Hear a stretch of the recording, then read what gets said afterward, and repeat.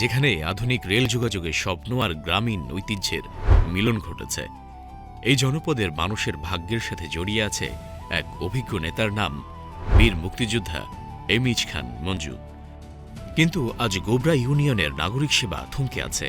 নিজস্ব ইউনিয়ন পরিষদ ভবন আর ভূমি অফিস না থাকায় সাধারণ মানুষকে মাইলের পর মাইল হাঁটতে হয়। ইউনিয়ন পরিষদের ভবন নেই, আমাকে বেশি সমস্যা লয় দিই। গোবরা নদী ভাঙ্গনে ওই রাস্তাঘাট ও জায়গাও অনেক ইয়ে গেছে।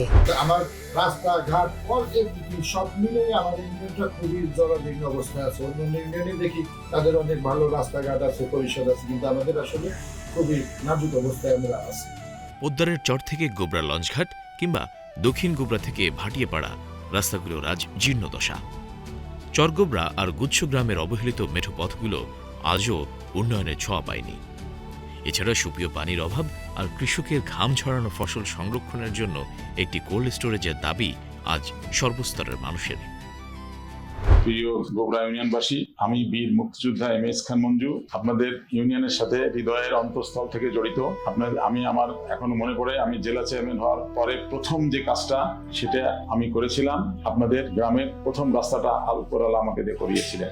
আজকে আপনাদেরকে এইটুকু আশ্বস্ত করতে চাই, আপনাদের সেই সময়কার চেয়ারম্যান মরহুম রুহুল আমিন সাহেব, উনি আমার মুরব্বী ছিলেন এবং আমার পরামর্শদাতা ছিলেন, এবং ওনার পরামর্শেই গোপালগঞ্জের সব জায়গায় কাজ করার চেষ্টা করেছি। উপরওয়ালা যদি আমাকে সুযোগ দেয়, আপনাদের ইউনিয়নের যে কাজগুলো সমস্যা আছে, সমস্যাগুলো আমার নখদর্পণে আছে, কারণ এখন প্রতি সপ্তাহে আপনাদের ইউনিয়নে আমি অন্তত কমপক্ষে একবার দুইবার যাই, এবং আপনাদের ইউনিয়নের সাথে আমার গভীর সম্পর্ক, এবং উপরওয়ালা যদি আমাকে এমপি বানান তাহলে আমি আমার আপ্রাণ চেষ্টা করে আপনাদের যেমন আমি প্রথম আপনাদের কাজ করেছিলাম, আবারও আজকে বলতে চাই, যদি আল্লাহ সুযোগ দেয় প্রথম কাজটা আপনাদের ইউনিয়নে করবো ইনশাআল্লাহ। গোবরা রেল স্টেশন এখন আমাদের গর্ব, কিন্তু এমিজ খান মঞ্জুর স্বপ্ন আরও বড়। তিনি প্রতিশ্রুতি দিয়েছেন, তিনি নির্বাচিত হয়ে ক্ষমতায় আসলে গোবরা টু ঢাকা সরাসরি রেল লাইন চালুর সর্বোচ্চ প্রচেষ্টা চালাবেন। গোবরা হবে এই অঞ্চলের অন্যতম প্রধান ব্যবসায়িক হাব। কৃষক এবং মৎস্যজীবীদের জন্য তিনি পরিকল্পনা করেছেন বিশেষ ভর্তুকি এবং আধুনিক কৃষি সরঞ্জামের। বেকার যুবকদের জন্য রেল যোগাযোগ কেন্দ্রিক নতুন নতুন ব্যবসার সুযোগ এবং কারিগরি শিক্ষার প্রসার ঘটানো হবে। গোবরার প্রতিটি ছোট রাস্তা চওড়া করে প্রশস্ত করা হবে এবং ঘরে ঘরে পৌঁছে দেওয়া হবে বিশুদ্ধ পানি।